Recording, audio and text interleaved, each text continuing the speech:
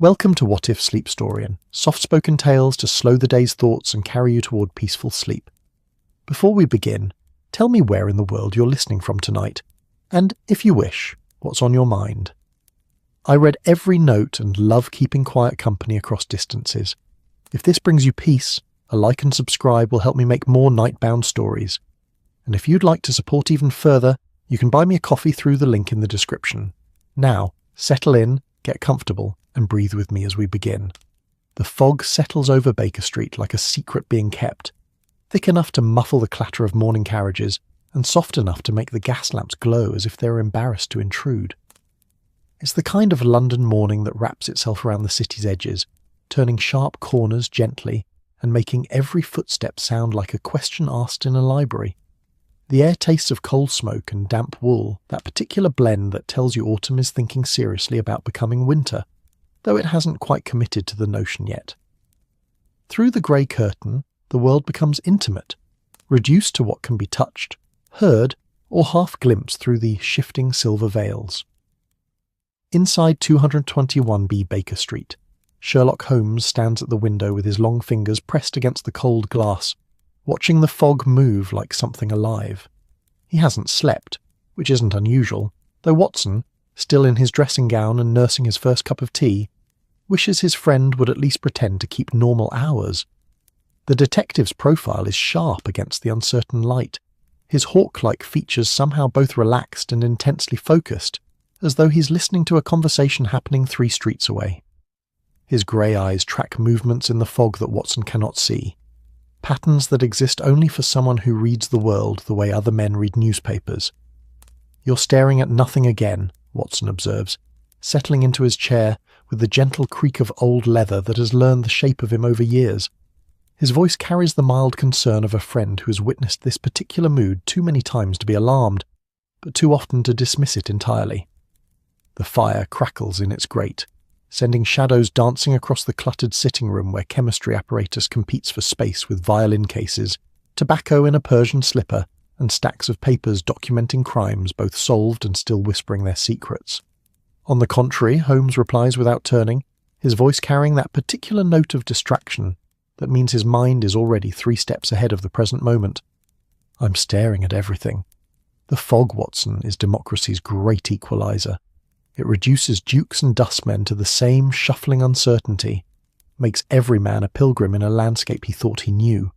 He pauses, tilting his head slightly. "But it cannot hide everything.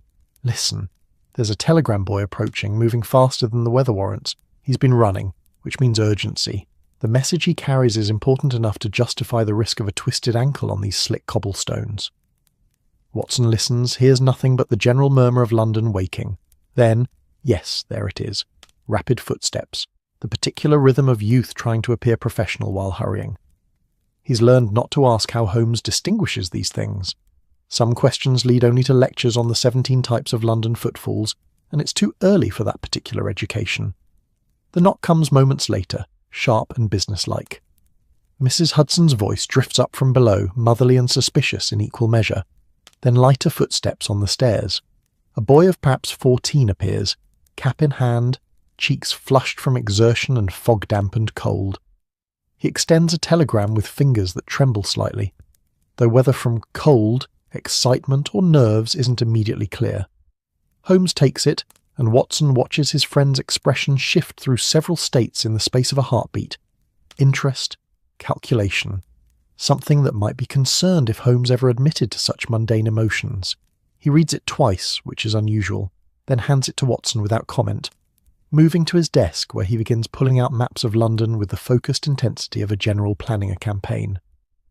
Watson unfolds the telegram, noting first the seal, Whitehall, official, stamped with an urgency that makes the paper feel heavier than it should. The message is brief, almost curt in its economy. Most urgent. Naval matter. Discretion paramount. Mycroft. The words sit there, innocent enough on their surface.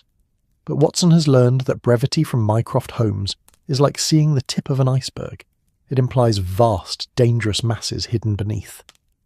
"Your brother doesn't send telegrams for lost cats," Watson observes, setting down his teacup with a care that suggests he suspects he won't be finishing it. Mycroft doesn't send telegrams at all unless the Empire is inconvenienced, Holmes murmurs, tracing a route on the map with one finger. He prefers to remain comfortably settled in his chair at the Diogenes Club, moving nations with memoranda. For him to summon us directly means something has gone sufficiently wrong that the usual channels have failed. He looks up, and there's a light in his eyes that Watson recognises. The game is afoot, as Holmes never quite says but always somehow implies. Naval matter, he says. Submarine plans, I suspect, or something equally explosive. The government has been nervous as cats about underwater warfare since the French started making noises about building their own fleet. Submarine plans, Watson repeats, reaching for his coat with the resigned air of a man who knows breakfast has just become theoretical. Stolen, I assume. If they'd merely been misplaced, Mycroft would have had some clerk fetch them. No, Watson. This has the distinct aroma of theft, possibly espionage, certainly embarrassment at the highest levels. The Admiralty keeps such documents locked away like dragon's treasure, which means whoever took them either had access or talent, possibly both. Holmes is already dressed, moving with that particular energy that means his mind has engaged fully with a problem. The fog outside seems less oppressive suddenly, as though even the weather understands it's been given a rival for mystery. They descend to the street where the fog wraps around them like a living thing, cool and damp against exposed skin. The telegram boy has vanished back into the grey, no doubt already delivering his next urgent message to someone else whose morning has just become complicated. A hansom cab appears from the murk like a ship from distant waters, its horse's breath adding to the general mistiness, the driver hunched on his perch like a gargoyle who's given up and decided to make the best of things. Whitehall, Holmes instructs, climbing in with Watson close behind. The cab lurches forward, and London moves past them in fragments. A flower seller arranging her wares with cold reddened fingers, a policeman on his beat whose face is barely visible under his helmet, a clerk hurrying to work with papers clutched against the damp. These are the people who make the Empire function, Watson thinks, the invisible thousands whose labour oils the gears of power. They'll never know if submarine plans are stolen or safe, never realise how close their world might be to changing. They'll wake, work, return home, sleep, and repeat, trusting that somewhere, someone is watching over the larger forces that shape their lives. The cab driver navigates with the confidence of long practice, turning down streets that Watson only half recognises in the fog. London in such weather becomes a different city, one where landmarks hide and familiar routes feel foreign. They pass the British Museum, its classical columns ghostly in the grey, then into the warren of streets where government business is conducted behind closed doors and thick curtains. Here, the buildings seem to lean together conspiratorially, as if they're all sharing secrets too important for the common air. Whitehall rises before them like a cliff face, all Portland stone and institutional certainty.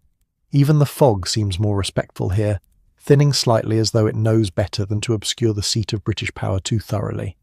Guards stand at attention, their uniforms crisp despite the weather, their faces carefully blank in that way that suggests they've seen ministers and miscreants and cannot afford to acknowledge the difference.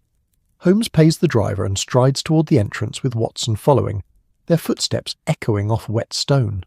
Inside, the building swallows them into corridors that smell of old wood, floor polish, and the particular mustiness of documents stored too long in rooms with inadequate ventilation. Gas lamps burn along the walls, creating pools of warm light that make the shadows between them seem deeper by contrast. Portraits of stern men in military uniforms or judicial robes line the walls, their painted eyes following visitors with expressions of eternal disapproval.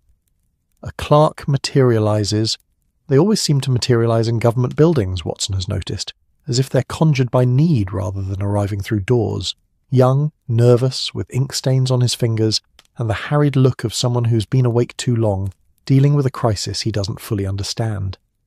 He escorts them deeper into the building, upstairs worn smooth by generations of feet carrying the weight of empire, through corridors that turn and double back as though the building's designers suspected foreign spies would need confusing. They arrive finally at a door distinguished from its neighbours only by a small brass plate bearing a number but no name.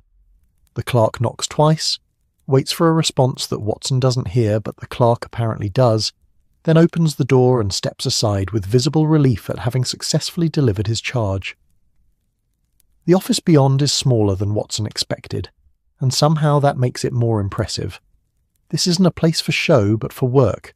A desk dominated by neat stacks of papers, a bookshelf holding volumes on naval architecture and international law, a map of the world on one wall with coloured pins marking locations that probably signify things Watson isn't cleared to know. And in the chair behind the desk, somehow looking even larger and more immovable than when Watson last saw him, sits Mycroft Holmes. Where Sherlock is all angles and energy barely contained, Mycroft is curves and stillness perfected. He possesses the same sharp eyes, the same penetrating intelligence, but filtered through a temperament that prefers comfort to adventure and influence to action. He doesn't rise as they enter, merely gestures to the chairs opposite with one pale hand, the gesture of a man so secure in his position that courtesy has become optional. "Sherlock, Dr. Watson, thank you for coming so promptly." His voice is cultured, measured, containing neither urgency nor relief but something between them, acknowledgement perhaps that a situation has progressed beyond his usual methods of resolution. "Your telegram suggested alternatives would be inadvisable," Holmes replies, settling into the offered chair with that peculiar grace he has, making even sitting seem like a calculated move in some larger game. "Naval matter, you said. Submarine plans, I deduce. Stolen rather than misplaced, else you'd have retrieved them yourself. Taken some time in the last 48 hours, otherwise the diplomatic situation would already be beyond salvaging." Mycroft's expression doesn't change, which Watson has learned is Mycroft's version of being impressed. 36 hours ago. Someone entered a supposedly secure office in this very building, bypassed locks that are regularly inspected, opened a safe that requires 2 keys held by 2 different officials, and removed a complete set of technical drawings for the Royal Navy's latest submarine design. They left no obvious trace, triggered no alarms, and weren't observed by any of the staff who were, theoretically, on duty throughout the night. "Theoretically," Holmes repeats, his tone making the word sound like an indictment. "Human guards require sleep, Sherlock. Even His Majesty's government hasn't yet devised a method around that particular necessity." Mycroft reaches for a folder on his desk, opens it with deliberate care. What makes this particularly problematic is the nature of the documents. These aren't merely blueprints. They contain innovations in underwater navigation, improvements to torpedo delivery systems and depth management techniques that represent years of research and considerable expense. In the wrong hands, they could shift naval superiority in ways that would take us a decade to counter. Watson leans forward slightly. "You're saying another nation would pay handsomely for them." "I'm saying another nation has almost certainly already paid for them, Dr. Watson. This wasn't opportunistic theft. It was professional, planned and executed with the kind of precision that suggests someone very well informed about our security procedures." Mycroft's fingers drum once against the desk, a rare sign of agitation. The Foreign Office is quietly hysterical, the Admiralty is loudly furious, and I am expected to resolve this before news reaches certain ears in Parliament, the press, or foreign embassies. Holmes has been studying his brother's face during this recitation, and now he stands, moving to the map on the wall. "You haven't called in Scotland Yard." The Yard is, shall we say, adequate for common criminals. This situation requires someone capable of thinking several moves ahead of a sophisticated adversary. Flattery, Mycroft, you must be desperate. But Holmes is smiling slightly, that thin expression that means he's already assembling the puzzle in his mind. "I'll need to see the scene of the theft, interview the officials involved, and have access to shipping records for the London docks for the past week." "Shipping records?" Watson asks. "Documents of this nature are too valuable to destroy, and too dangerous to keep in London once stolen. They'll be moved, Watson, probably out of the country entirely, which means a ship, which means the docks, which means cargo manifests and passenger lists, and the whole delightful complexity of tracking something that someone very clever is trying very hard to hide." Mycroft nods slowly. "I can arrange all of that. But Sherlock, time is not our ally. Every hour those plans remain missing increases the likelihood they'll reach their intended destination. Then we'd best not waste. Hours sitting in comfortable offices discussing how urgent things are," Holmes replies, already moving toward the door. Watson follows, accustomed to these abrupt transitions, and behind them Mycroft settles back in his chair with the satisfied air of a man who has successfully deployed the right weapon against an appropriate problem. Outside, the fog has thickened rather than burned off, turning Whitehall into something from a Gothic novel, all shadow and suggestion. Holmes pauses on the steps, breathing deeply, his eyes distant. "What do you see?" Watson asks quietly. "Possibilities, Watson. A theft of this sophistication suggests organisation. Not a lone actor, but a network. Resources, planning, access to intelligence about government procedures. Someone, somewhere in this fog-bound city, is very pleased with themselves. Our task is to make them considerably less so." He turns, and there's something almost fierce in his expression, the look of a hunter who has caught an interesting scent. "Come, we have a crime scene to examine, and I suspect it will tell us far more than our distinguished employers realise." They descend into the London morning, into the fog and the city's endless secrets, while somewhere in the grey distance church bells mark the hour with their slow, patient voices, counting down the time remaining before stolen plans become published facts, before secrets stop being secret, before the Empire's carefully maintained advantages slip away like morning mist under a coming sun. The game, as Holmes would never quite say, has most decidedly begun. The corridors of Whitehall possess a particular quality that Watson has noticed in all buildings where power accumulates, a hushed reverence, as though the very walls have learned to keep secrets.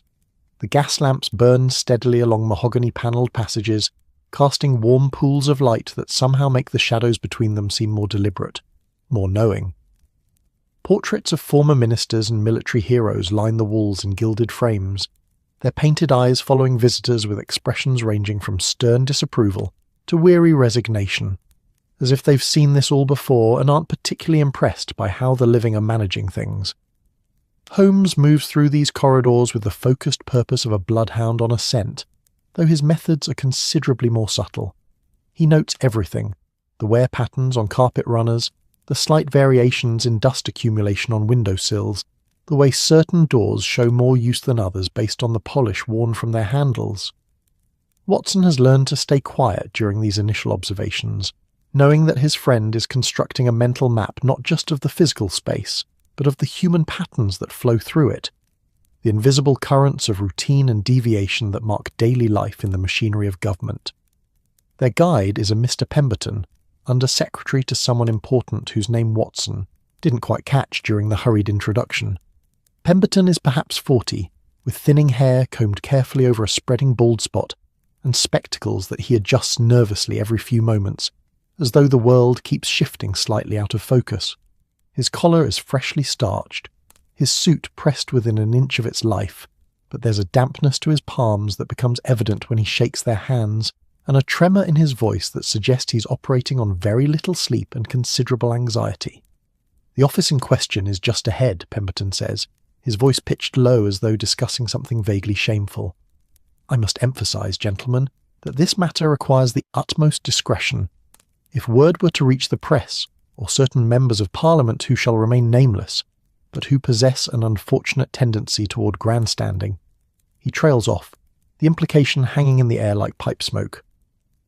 "We are the very souls of discretion," Holmes assures him, though Watson detects the faint amusement in his friend's tone. Dr. Watson here is practically a vault for sensitive information. Why, he knows at least 3 cabinet ministers' preferred brands of tobacco and has never told a soul.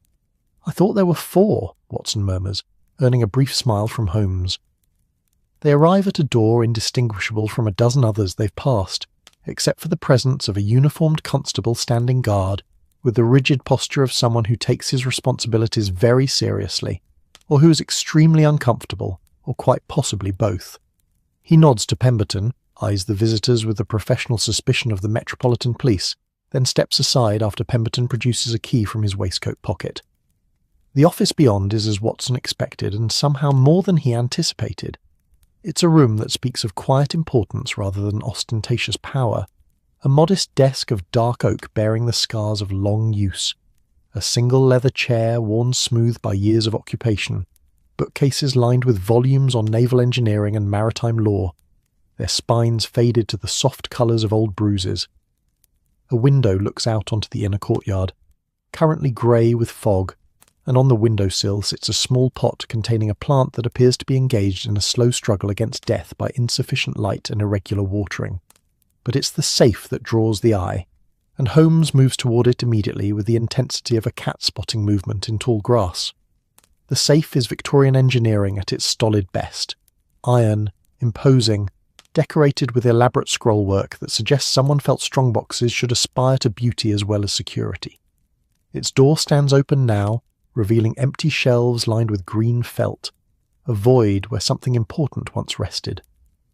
Holmes drops to one knee before it, producing a magnifying glass from his pocket, with the casual air of a man who carries such implements, the way other men carry pocket watches. He examines the lock mechanism with minute attention, his long fingers occasionally reaching out to touch surfaces with a delicacy that would surprise anyone who thought him merely cerebral. Two-key system, as Mycroft mentioned, he murmurs, more to himself than his companions. Chubb manufacture, installed 3 years ago, I should say, based on the model and the slight corrosion pattern on the hinges. Well maintained, regularly oiled. The lock shows no signs of forcing, no scratches from picks, no stress marks from leverage. He leans closer, his nose almost touching the metal. But here, do you see, Watson? Watson crouches beside him, peering where Holmes indicates. At first he sees nothing but clean metal. Then, yes, there's the faintest smudge, barely visible, a streak of something that catches the light differently than the surrounding surface. Grease, Holmes pronounces, touching it delicately with one fingertip and bringing it close to his nose. But not the lubricant used for the lock mechanism. This is finer, more refined, the sort used for precision instruments, or perhaps... He pauses, his eyes distant with thought. Or perhaps for making wax impressions of keys. Someone applied this to facilitate the creation of a mould, I suspect. Quick, efficient, professional. Pemberton makes a strangled sound somewhere between protest and dismay. But that would mean someone had access to at least one of the keys long enough to make an impression, yes. Holmes stands, dusting off his knee with absent attention. Tell me, Mr. Pemberton, who holds these keys? Pemberton adjusts his spectacles, a gesture Watson is beginning to recognise as his tell for being uncomfortable. Admiral Sir Reginald Harrow holds one. He's the Deputy First Sea Lord, responsible for naval procurement and development. The other belongs to Sir Edmund Blackwood, Permanent Under Secretary for Naval Affairs. Both men have been with the Admiralty for decades. Their loyalty is beyond question, absolutely beyond. Everyone's loyalty is beyond question, until it suddenly isn't, Holmes interrupts, but not unkindly. Though I'm inclined to agree that men of such standing are unlikely culprits. More probable is that one or both keys were accessed without their knowledge. Where do these gentlemen keep their keys when not in use? In their personal safes, in their respective offices. Pemberton's voice has grown smaller, as though the implications are pressing down on him like a physical weight. Safes within offices within a government building guarded by constables and closed to the public. Holmes walks slowly around the room, his gaze taking in everything. The arrangement of papers on the desk, the books on the shelves, the pattern of foot traffic visible in the carpet's pile. Which suggests either that our thief is extraordinarily skilled at bypassing multiple layers of security, or that they had legitimate reason to be in those offices. An assistant, perhaps, a clerk, someone trusted enough to be left alone for the few minutes necessary to work their craft. Watson considers this. That narrows the field considerably, doesn't it? How many people would have such access? In theory, a handful. In practice. Holmes gestures around the office, at the building beyond its walls. How many clerks work in this building, Mr. Pemberton? How many assistants, secretaries, messengers, cleaning staff? How many people pass through these corridors daily with the casual invisibility of being exactly where they're expected to be?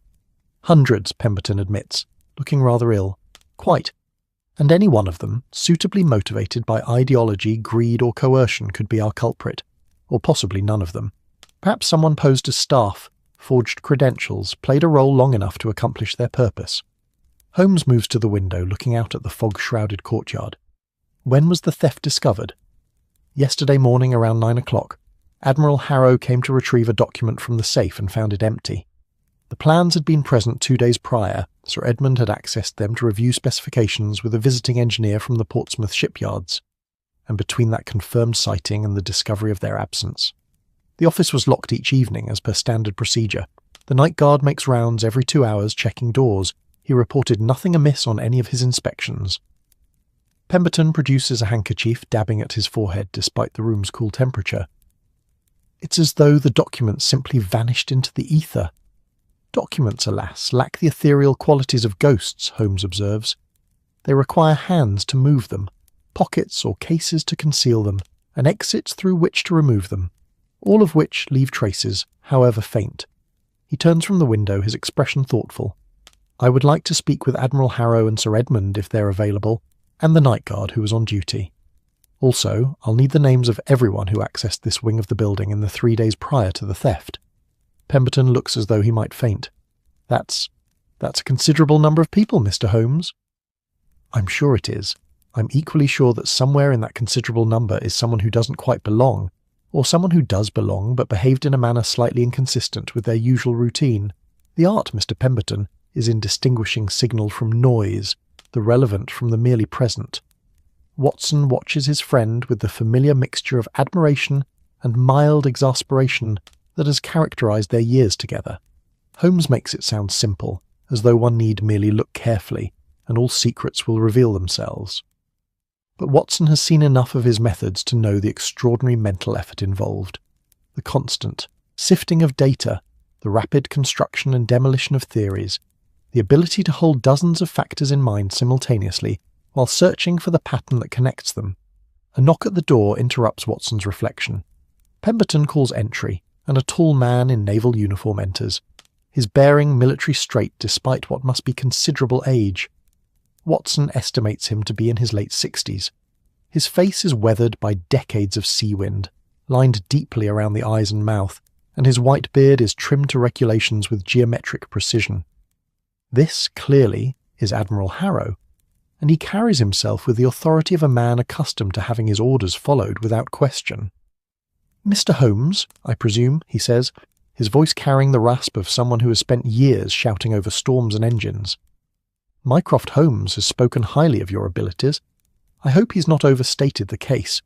We're in a rather difficult position." "Admirals in difficult positions often find the ground more treacherous than the sea," Holmes replies, shaking the offered hand.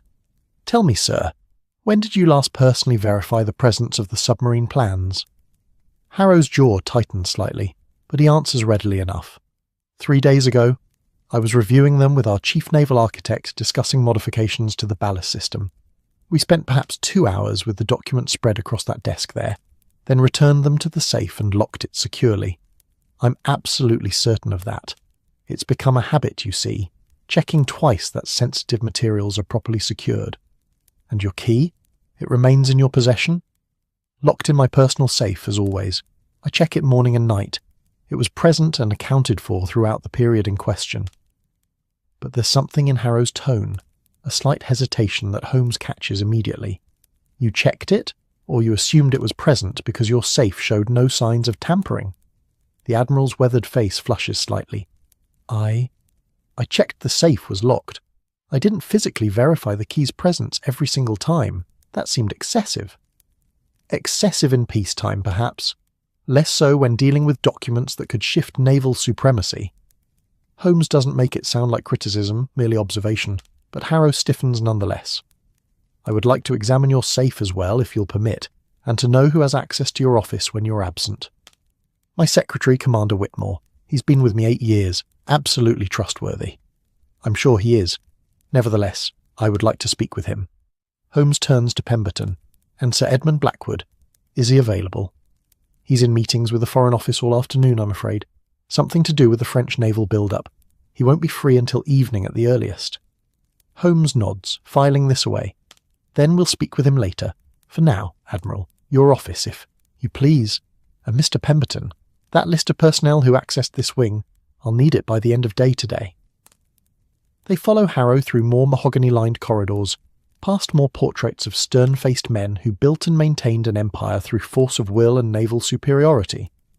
Watson finds himself thinking about the weight of that legacy, how the decisions made in these quiet offices ripple outward to affect ships at sea, sailors in distant waters, the balance of power between nations.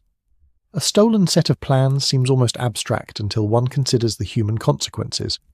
Battles won or lost, lives saved or spent, futures shaped by who controls the depths beneath the waves. Harrow's office is larger than the one they just left, befitting his rank, with windows overlooking the Thames. Even through the fog, Watson can make out the vague shapes of vessels moving on the water. Coal barges, passenger steamers, the occasional naval patrol boat. The Admiral's desk is neat but not obsessively so, bearing the comfortable disorder of active work rather than ceremonial display. Photographs in silver frames show ships, naval crews, a much younger Harrow in various stages of his career ascending through the ranks. The safe here is similar to the other, perhaps slightly older, set into the wall behind a portrait of Nelson at Trafalgar. Holmes examines it with the same meticulous attention, finding, Watson assumes, similar signs of professional tampering. The Admiral's key is produced from the safe itself, verified present, though Holmes points out that a sufficiently skilled operator could have borrowed it, made an impression, and returned it within the space of hours, possibly even minutes if they worked with swift confidence. Commander Whitmore is summoned, a man in his 30s, efficient in manner, clearly competent and visibly distressed by the implications of the questions Holmes asks. No, he didn't notice anyone unusual near the Admiral's office. Yes, cleaning staff come through each evening, but they're regular employees, familiar faces. No, he can't account for every moment the office stood empty, but it's a government building. One assumes a certain level of security. His voice trails off under Holmes's steady gaze, the unspoken accusation hanging in the air that assumptions are what allowed this theft to occur in the first place. By the time they leave Harrow's office, Watson's pocket watch shows past noon, though the fog-filtered light makes the hour ambiguous. His stomach reminds him that they left Baker Street without breakfast, and he's about to suggest finding somewhere for lunch when Holmes turns to Pemberton with renewed purpose. The night guard, I need to speak with him immediately. Pemberton leads them down and down through increasingly utilitarian corridors where the mahogany gives way to plain-painted walls and the portraits disappear entirely. They're in the working bowels of the building now, where the machinery of the Empire shows its less elegant side. A small room near what Watson assumes is a side entrance serves as the guard's station, currently occupied by a young constable reading a newspaper and a middle-aged man in the uniform of a private security firm looking distinctly uncomfortable at the attention. His name is Fitzwilliam. He's worked building security for 12 years, and he's absolutely certain he checked every door on his rounds, saw nothing unusual, heard nothing suspicious. But his certainty wavers under Holmes's gentle but persistent questioning, cracks appearing in his confident recollection. You made your 2 o'clock round on the night in question? Yes, sir, like clockwork. And you physically tried every door or walked past them observing they appeared secure? A pause. Well, most of them I could see were locked from the corridor, sir. No need to rattle every handle when there's dozens to check. Dozens, Holmes repeats softly.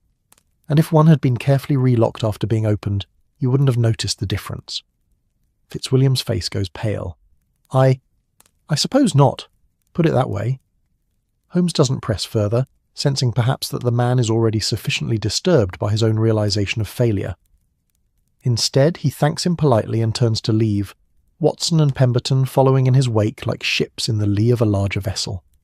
Outside, the fog has finally begun to thin, though London remains wrapped in grey. Holmes stands on the steps of Whitehall, his eyes distant, processing everything they've learned.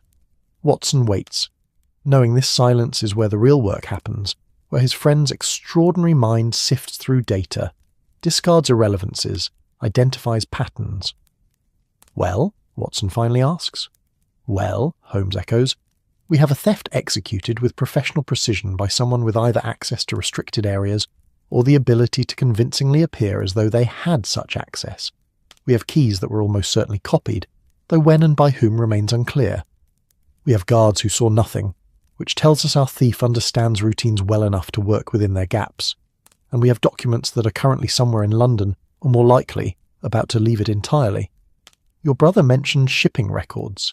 Yes, because there are only so many ways to move something valuable out of Britain, and all of them involve manifests, customs inspections, and the beautiful bureaucratic paper trail that makes our modern age so wonderfully transparent to those who know how to read it. Holmes's expression sharpens. Tomorrow, Watson, we descend to the docks, but tonight I have perhaps 300 pages of shipping documents to review, and you have the pleasure of Mrs. Hudson's cooking and a warm fire while I work. You'll strain your eyes reading until dawn. My eyes are the least of my concerns. Somewhere in London, a spy is congratulating themselves on a theft well executed. I intend to make their satisfaction extremely short-lived. They walk back toward Baker Street through the thinning fog, through a city that holds its secrets close, through streets where 1,000 small crimes and large ones happen daily in the vast indifference of urban life. And Watson thinks about how fragile it all is really, this empire, this power, maintained not by force alone but by the careful guarding of advantages, by staying one step ahead in the endless race of nations. One theft, one set of plans reaching the wrong hands, and the balance shifts. Somewhere beneath the Thames, in workshops and shipyards, the future of naval warfare is being built, and somewhere in the shadows, someone is trying very hard to sell that future to the highest bidder. The game continues, Watson thinks, and knowing Holmes, it has only just begun. The fire in Baker Street crackles with the particular contentment of well-seasoned wood-meeting flame, sending shadows dancing across walls papered in memories, the bullet holes spelling out VR in patriotic fervour, the Persian slipper dangling its tobacco-stuffed toe, the chemistry apparatus on the side table that occasionally produces smells Watson would prefer not to identify. Outside, evening has settled over London with the soft finality of a curtain falling, the gas lamps along the street glowing like earthbound stars through windows that fog has rendered into frosted glass. Watson sits in his customary chair, the leather creaking in that familiar way that speaks of years and comfort. A book open on his lap that he's not really reading. Instead, he watches Holmes, who has transformed their sitting room into something resembling a clerk's office, crossed with a cartographer's workshop. The dining table, Mrs. Hudson will have words about this later, has disappeared beneath a landscape of papers, each sheet covered in neat columns of names, dates, weights, destinations, shipping manifests, cargo inventories, passenger lists, customs declarations, the accumulated bureaucracy of the empire reduced to foolscap and ink. Holmes moves among these papers like a conductor before an orchestra, selecting one sheet, studying it with fierce concentration, setting it aside for another. He's removed his jacket, rolled his shirt sleeves to the elbows, and there's an intensity to his focus that Watson recognises. The hunt is fully engaged now, his friend's remarkable mind operating at that peculiar frequency where the rest of the world fades to irrelevance, and only the problem remains, pure and demanding. "You've been at that for 4 hours, Watson observes, his voice gentle with concern that he knows will be dismissed. 4 hours and 23 minutes, Holmes corrects without looking up, though who's counting? Time is merely the framework within which patterns reveal themselves, Watson. These documents tell stories if one knows the language they're written in, and I'm becoming increasingly fluent." He plucks another manifest from the pile, holds it up to the lamplight as though the paper itself might confess secrets under sufficient illumination. "Do you know how many ships departed London's various docks in the past week?" "I couldn't begin to guess." 47. Well, 47 of significant tonnage engaged in international trade. If we include coastal vessels and pleasure craft, the number climbs well past 100. The Thames, Watson, is not merely a river but a highway for the world's commerce, and every vessel that uses it leaves a paper trail as surely as a snail leaves silver on a garden path. Watson sets his book aside, recognising that he's been conscripted as an audience to Holmes's thought process, a role he's played often enough to know his lines. But surely the thief wouldn't simply book passage on a regular steamer. Too easy to trace. Ah, but that's the delightful contradiction, don't you see? The obvious choice is often avoided precisely because it's obvious, which makes it less obvious, which makes it more attractive again. It's rather like a game of chess where both players are trying to think 6 moves ahead and occasionally tie their own brains in knots. Holmes sets down the manifest, picks up another, his eyes scanning the columns with mechanical efficiency. However, I think we can eliminate passenger vessels entirely. Our thief is professional, methodical, and the submarine plans are bulky. Multiple large sheets, technical drawings that cannot be folded without damaging them. They'd require a tube or portfolio case, something awkward to travel with as hand luggage, too conspicuous. So a cargo vessel then? Almost certainly. Something bound for a port where British naval secrets would fetch a handsome price. The French are possibilities. They're developing their own submarine program and would benefit enormously from our innovations. The Germans are always interested in naval matters, though they're more focused on surface ships at present. The Russians...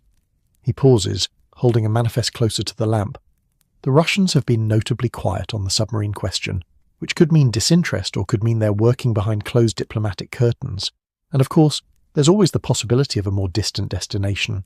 America, Japan, even South America. where certain nations are attempting to modernize their fleets. Watson rises, moving to stand beside Holmes at the table, looking down at the sea of papers that to his eye appear as indistinguishable as waves on the ocean. How do you even begin to narrow it down? By understanding that stolen documents are valuable only if they can be delivered, and delivery requires planning. Our thief didn't wake up yesterday morning and decided on impulse to steal naval secrets. This was coordinated, which means arrangements were made in advance. A ship waiting, or scheduled to wait. A contact at the destination. Possibly. Payment already transferred or held in escrow by some discreet intermediary. Holmes begins sorting papers into new piles, his movements precise and purposeful. So I look for ships that departed or are scheduled to depart within a reasonable window, say 3 days before the theft or 4 days after. Anything earlier and our thief risked missing the vessel. Anything later and they're sitting in London with stolen secrets growing hotter in their possession by the hour. He pulls several manifests from the larger pile, creating a new arrangement. That gives us 19 vessels. Still too many, but progress. Next, I consider destinations. Ships bound for British ports or colonies are unlikely. Too much scrutiny, too much loyalty to the crown, too risky. That eliminates 7 more. He sets those aside with satisfaction. 12 remaining. Now things become interesting. Watson pulls a chair to the table, settling in to observe this peculiar form of detection. Holmes is in his element now, and there's something almost hypnotic about watching him work, the way his long fingers move among the papers, selecting and discarding with the certainty of a riverboat gambler who's memorized the deck. 3 ships to French ports, Le Havre, Marseille, Cherbourg. Possible, certainly. France would pay well for these plans, and they have the industrial capacity to implement them quickly. He taps the manifest thoughtfully. 2 to Hamburg, 1 to Bremen. The Germans are methodical. If they're buying secrets, they'd want documentation verified before paying. Might be too cautious for a quick sale. 1 to Rotterdam, neutral ground, which makes it interesting. 1 to Lisbon, which seems unlikely, but Portugal has surprising connections to various powers. And then, he spreads out 4 more manifests with the flourish of a magician revealing cards. 4 to Russian ports, 2 to St. Petersburg, 1 to Odessa, 1 to Archangel. You favour the Russian connection, Watson observes. I favour nothing yet. Bias blinds detection, Watson. But I am intrigued by certain patterns. Holmes rises, begins to pace, his pipe appearing in his hand, though Watson didn't see him pick it up. Soon the room smells of shag tobacco, that particular scent that for Watson has become inseparable from the process of Holmes' thinking. Consider the theft itself. It was clean, professional, and left minimal traces. The kind of work one associates with intelligence services rather than freelance criminals. Most major powers have such services, but the Russians have been particularly active in London of late. The Okhrana maintains several agents here, and they're known for their thoroughness. He stops at the window, looking out at Baker Street's evening bustle, though Watson suspects he's seeing through the glass to something else entirely, some mental map of connections and possibilities. Furthermore, Russia is rapidly modernizing under the influence of ministers like Witte. They're building railways, reforming industries, and they're acutely aware that their navy was humiliated by the Japanese a few years back. Well, will be humiliated, depending on one's temporal perspective. Point being, they have a motive to catch up quickly in submarine technology, money to spend on shortcuts, and a history of espionage that suggests they'd have the capability. Watson considers this. But you said Russia operates quietly on the submarine question. Wouldn't silence suggest they're not interested? Or that they're very interested and don't want anyone noticing? The dog that doesn't bark, Watson. Sometimes the absence of noise is the loudest sound of all. Holmes returns to the table, selecting one of the Russian-bound manifests. This one, for instance. The merchant vessel Never, currently loading cargo at the West India docks, scheduled to depart tomorrow evening's tide for St. Petersburg, carries mixed cargo according to the manifest.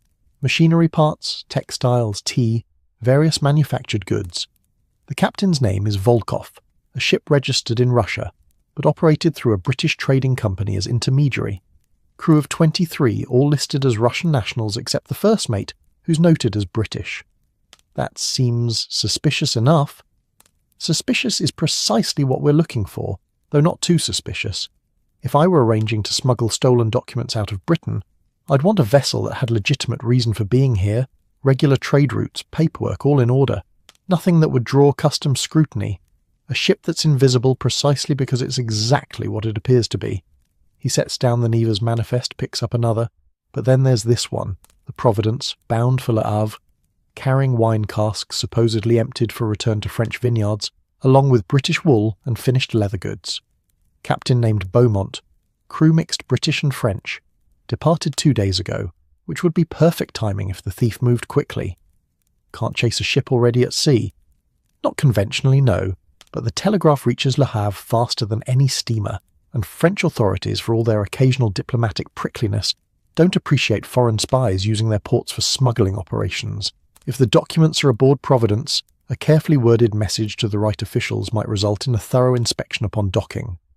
Watson watches Holmes work through the remaining manifests, eliminating some based on cargo that seems genuinely innocuous, marking others for closer investigation. The room grows quieter as the evening deepens, the only sounds the crackle of fire, the occasional hansom passing outside, the rustle of paper as Holmes constructs his theory page by page, clue by gradual clue. "You're building a haystack to find a needle," Watson observes.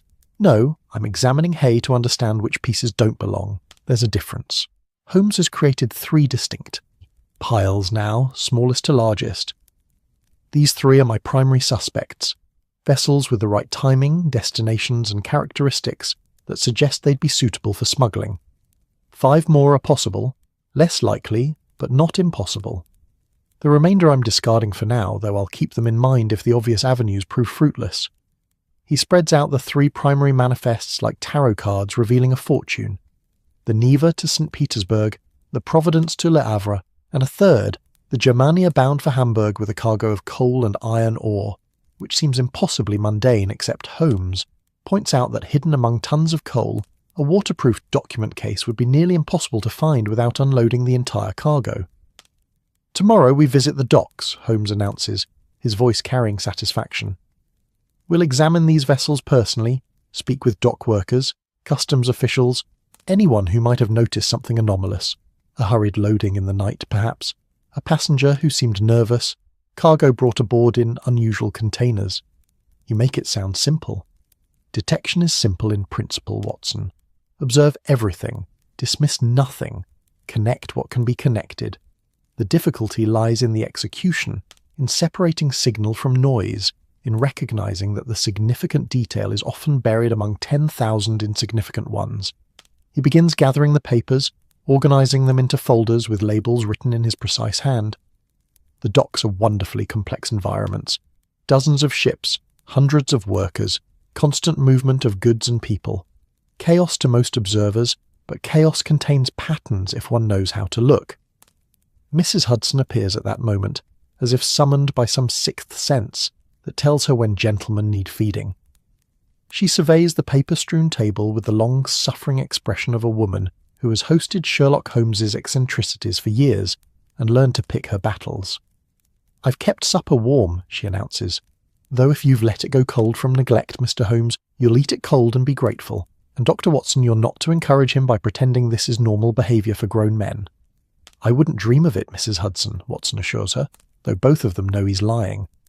She brings the food, a hearty stew with fresh bread, simple fare that nonetheless smells wonderful, and they eat at one end of the table, while manifests occupy the other, an arrangement that seems to summarise their entire domestic situation. Holmes eats mechanically, fuel for the engine of his mind, barely tasting what he consumes. Watson, for his part, has learned to appreciate Mrs. Hudson's cooking more in the years since he returned from Afghanistan, finding comfort in reliable pleasures. "Tell me about the docks," Holmes says suddenly between spoonfuls of stew. "Your impression of them, from your time before we met." Watson considers. Dangerous mostly, full of rough men doing hard labour for poor wages. The smell stays with you, tar and fish and unwashed humanity. The ships seemed impossibly large up close, like wooden cities floating on water. I didn't care much for it, honestly. Too much noise, too much confusion. But you survived Afghanistan, which suggests you're comfortable with confusion when necessary. Military confusion has structure underneath. Commands, hierarchy, purpose. The docks felt anarchic. Every man for himself, Holmes nods slowly. That's what makes them perfect for our purposes. In anarchy, the criminal becomes just another actor on a crowded stage. No one notices one more furtive transaction among thousands. But anarchy still has its own logic, its own patterns. We simply need to understand them better than our thief does. They finish eating in companionable silence, and Mrs. Hudson collects the dishes with pointed comments about gentlemen who work themselves to exhaustion chasing criminals through paperwork. After she leaves, Holmes returns to his papers, but at a more relaxed pace now, occasionally making notes in a small leather-bound book he keeps for such purposes.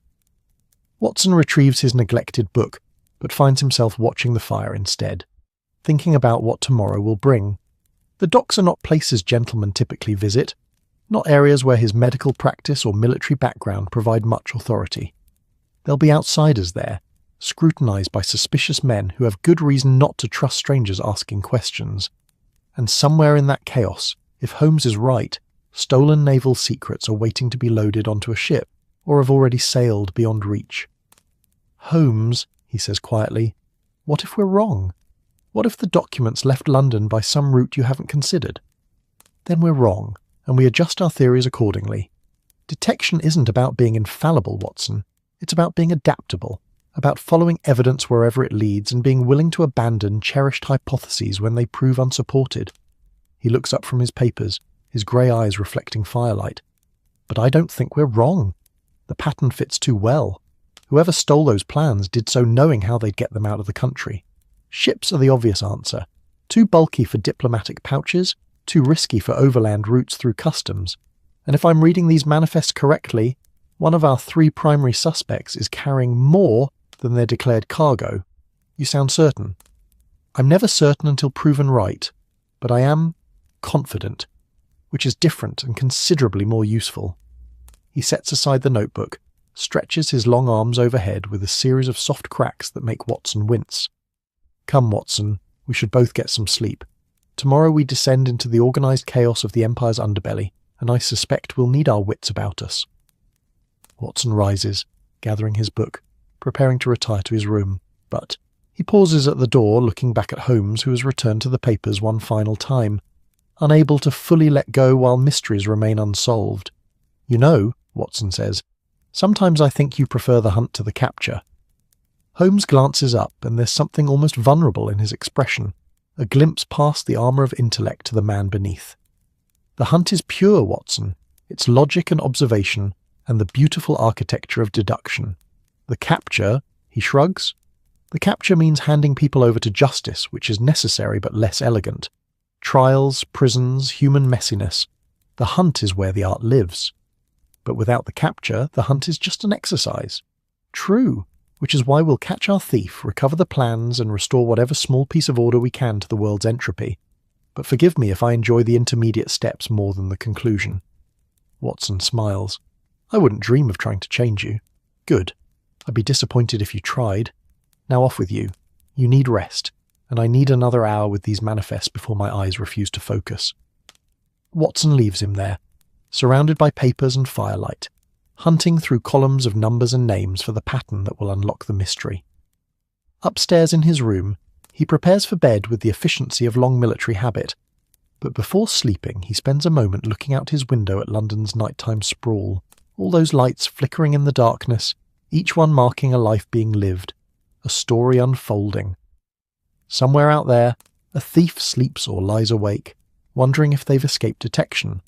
Tomorrow, Watson thinks, they'll find out that Sherlock Holmes doesn't stop until mysteries submit to logic's relentless pressure. The game continues, and morning will bring them closer to its conclusion. Morning arrives over London with the reluctant quality of a child being dragged from bed, the sun managing only a pale suggestion of itself through layers of cloud that sit low and heavy over the city like pewter plates stacked in a cupboard.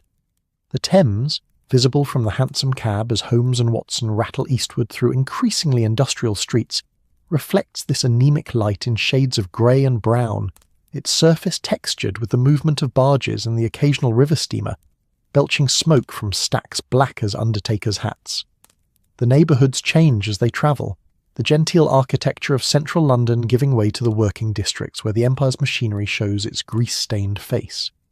Warehouses rise like brick cliffs, their windows grimy with accumulated soot, their walls bearing the faded advertisements for tea, spices, tobacco, the commodities that flow through London's port like blood through arteries.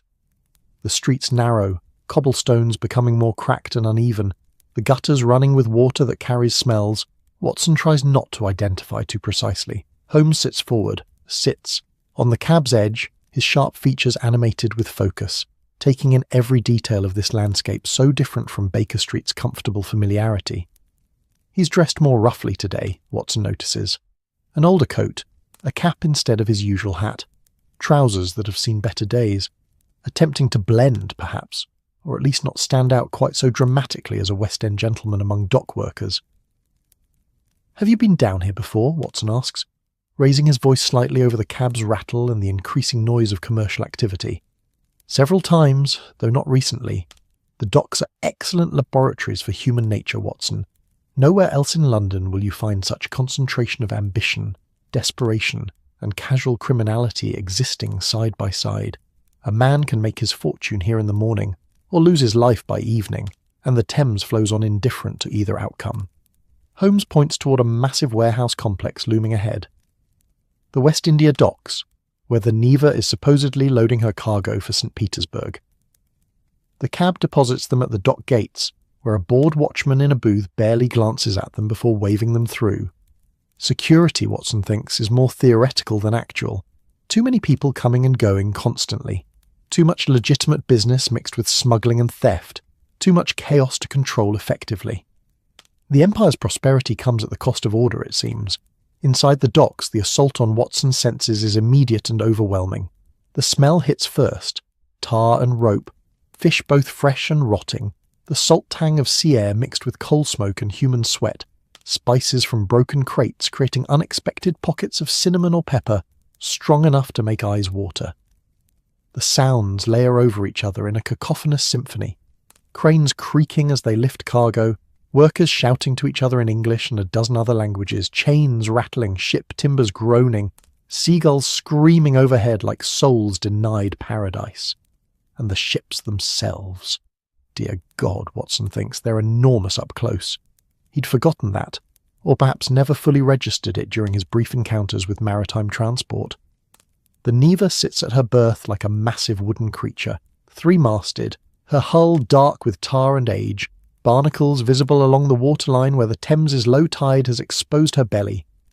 Men swarm over her deck and along the dock beside her, loading cargo with the efficient chaos of ants storing grain before winter. Holmes moves toward the ship with Watson following, both of them navigating around stacks of crates, coils of rope thick as a man's thigh, puddles of water, and less identifiable liquids. A crane swings overhead carrying a netted load of machinery parts, and Watson instinctively ducks, though it's well above head height, earning an amused look from a passing stevedore whose arms are as thick as Watson's legs. They stop at what seems a safe distance from the active loading, close enough to observe but far enough not to interfere with work that clearly brings no interruption. Holmes produces a small pair of binoculars from his pocket. Watson hadn't noticed him carrying them, and studies the ship with the intensity of a general surveying enemy positions. 23 crew, according to the manifest, Holmes murmurs. I count 18 visible currently, which suggests some are below decks or have gone into the city. The captain should be the man on the quarterdeck. Tall, grey beard, uniform coat despite its age. Volkov, presumably. First mate. He scans carefully. Should be British according to papers, but I don't see anyone who stands out as obviously not Russian. Interesting.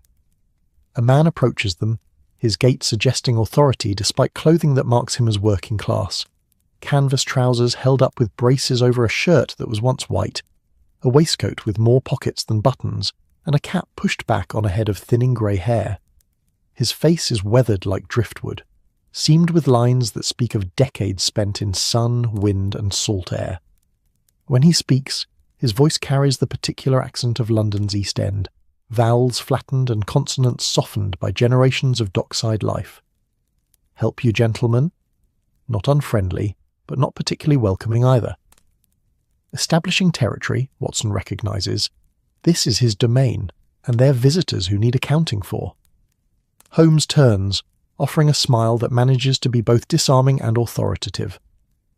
Inspector Hopkins sends his regards. We're following up on some routine inquiries regarding cargo security. It's not quite a lie, Watson notes, but certainly implies things that aren't strictly true. The name Hopkins, Watson knows, belongs to a young Scotland Yard detective Holmes has assisted before. Enough truth to sound legitimate if anyone checks. The man's expression doesn't change much, but something shifts in his eyes. Calculation, perhaps, or wariness. Hopkins, eh? Haven't seen him down here in months. I'm Greaves, dock foreman for this section. What's the concern? We run a tight operation, no pilferage, everything accounted for. I'm sure you do, Mr. Greaves. We're interested in the Neva specifically. Has her loading been routine? Nothing unusual in the cargo or the crew's behaviour? Greaves glances toward the Russian ship, his expression thoughtful. Routine enough. They've been loading for 3 days now, machinery parts mostly, some textiles, the usual mixed cargo for Russian ports. The crew keeps to themselves, which isn't unusual for foreign vessels. Captain's polite but doesn't fraternise, pays his docking fees on time, doesn't cause trouble. Why? What's this about? Probably nothing, Holmes says easily. We've had reports of irregularities with documentation on several Russian-bound vessels. Just following procedure, checking that manifests match actual cargo. Has anything been loaded at unusual hours? Late night perhaps, or very early morning? Ships load when tide and crew allow, which can be any hour. But Greaves is frowning now, memory working. Though, there was something odd 2 nights back. I wasn't on duty, the night foreman handles those hours, but he mentioned that Neva took some cargo around 3 in the morning. Not unusual timing, but unusual cargo. Single crate, brought by private carriage rather than our usual haulers. Paid extra to have it loaded immediately and the captain supervised personally despite the hour. Watson feels his pulse quicken, but Holmes's expression remains merely curious. Did your colleague note what was in the crate? Marked as scientific instruments according to the paperwork. Fragile, handle with care, all that. Went straight into the captain's cabin instead of the hold, which again isn't unheard of for valuable items, but combined with the hour and the private delivery, Greaves shrugs. Could be nothing. Could be someone not wanting customs looking too close at whatever they're moving. Scientific instruments to St. Petersburg, Holmes muses. That's plausible enough. Russia's been modernising, importing Western technical equipment. Did the person who delivered the crate remain with it, or leave immediately? Left quick, according to Dan. That's the night foreman. Didn't even wait to see it properly loaded, just saw it to the gangplank and vanished back into his carriage. Dan thought it was suspicious enough to note in the log, which is why I remember. Your Dan sounds admirably thorough. Would he be available to speak with us? Greaves pulls a watch from his waistcoat, checks it against the general position of the sun, as though confirming one against the other. He'll be starting his shift around dusk. Works nights permanently prefers it that way, says the day is too crowded with people who talk too much. A faint smile. Dan's not social, even by dockworker standards. Holmes thanks him, produces a card, one of several Watson knows he carries for different purposes, and asks Greaves to have Dan contact him at Baker Street if he remembers any additional details. Money changes hands, a few coins that might be payment for information, or might be simple courtesy to smooth future cooperation. The foreman pockets them without counting, tips his cap, and returns to supervising the organised chaos of his domain. Scientific instruments, Watson says once they're out of earshot. That could be anything, including a set of carefully rolled technical drawings in a protective case, labelled to avoid suspicion, and valuable enough to warrant the captain's personal attention. Holmes is moving again, circling the Neva at a distance, studying her from different angles. The timing is perfect. 2 nights ago would be 1 day after the theft. Enough time to prepare the documents for transport, arrange delivery, but not so much time that keeping them in. London becomes dangerously risky. They complete their circuit of the Russian vessel, Holmes occasionally pausing to observe some detail Watson can't identify as significant. The way cargo is being stowed, perhaps, or the demeanour of the crew, or the ship's general state of readiness. At one point, a man on deck, possibly Captain Volkov himself, looks down at them with what might be idle curiosity, or might be concerned about strangers watching his ship too closely. Holmes tips his cap in polite acknowledgement, and they move on. The docks stretch in both directions like an industrial coastline, berths occupied by vessels in various states of loading or unloading, repair or preparation. Holmes leads them toward another section where, according to his mental map of the manifests, the the Germania should be berthed. But he pauses first at a small establishment that announces itself as the Anchor and Chain, a public house that seems to serve as unofficial headquarters for dock workers seeking respite from labour. "We need information," Holmes explains, "and information flows most freely where men gather to complain about work while temporarily escaping it." Inside, the pub is dim even at midday, lit by windows so begrimed with soot that they filter rather than transmit light. The smell is of beer, tobacco smoke, and the accumulated sweat of men engaged in hard physical labour. Most of the tables are occupied despite the hour. Dock work runs on ship schedules rather than clock time, Watson realises, so there's always someone either starting or ending a shift. The conversations create a low rumble of male voices, occasionally punctuated by laughter or the thump of tankards on scarred wooden tables. The barman is huge, his arms suggesting a history of moving cargo before he settled into the slightly less strenuous work of pulling pints. Holmes orders 2 ales. Watson notes he doesn't ask what kind, suggesting there's only one variety on offer, and they find a spot at the bar where conversation can happen without seeming conspicuous. "Busy time," Holmes observes to the barman, his accent subtly shifted to something closer to local speech patterns. Watson marvels at this chameleon quality his friend possesses, the ability to blend into different social contexts through tiny adjustments of voice and manner. "Always busy this time of year," the barman agrees, setting their sails down with the efficiency of long practice. "Ships trying to get loaded before the weather turns ugly. Winter storms on the North Sea make captains nervous, so they hurry their schedules, which means more work for my customers and more business for me. Circle of life, as they say. I noticed the Neva's loading for Russia. Long voyage this time of year. Russians don't have much choice about timing. Their ports start freezing come December, St. Petersburg especially. Get caught there when ice sets in, you're stuck till spring." The barman wipes down the already clean bar, the gesture of someone who keeps his hands busy while talking. "Though between you and me, I wouldn't want to crew a Russian vessel even in summer. They work their men hard, pay poorly, and half the time the ship's barely seaworthy. But I suppose if you're Russian yourself, options are limited." Holmes sips his ale. Barely, Watson notices, more gesture than consumption. "Any trouble with the Russian ships? Theft? Fights? That sort of thing?" The barman's expression shifts subtly, caution entering. "Why are you asking? You police?" "Concerned citizens," Holmes says smoothly. "Had some tools stolen from a warehouse job yesterday. Heard rumours that foreign crews sometimes supplement their income with dock pilferage." "Ah, well, that happens with all crews, not just Russians. You leave something unguarded on these docks, you'll find it missing quickly regardless of who's nearby. But actual organised theft? The dock company keeps that under control mostly. Bad for business if ships stop trusting us to handle cargo safely." He pauses, polishing the same spot on the bar. "Though I did hear something about the Neva that was odd. One of her crew was here 4 days ago, a Russian fellow. Didn't speak much English but had money to spend. Bought drinks for half the pub, celebrating something. When asked what, he just grinned and said his captain had come into good fortune that would benefit the whole crew. Then 2 nights later I saw a fancy carriage at the docks at a very unfancy hour, and my curiosity being what it is, I watched them load a crate onto, you guessed it, the Neva. Good fortune and midnight deliveries, Holmes muses. Interesting combination.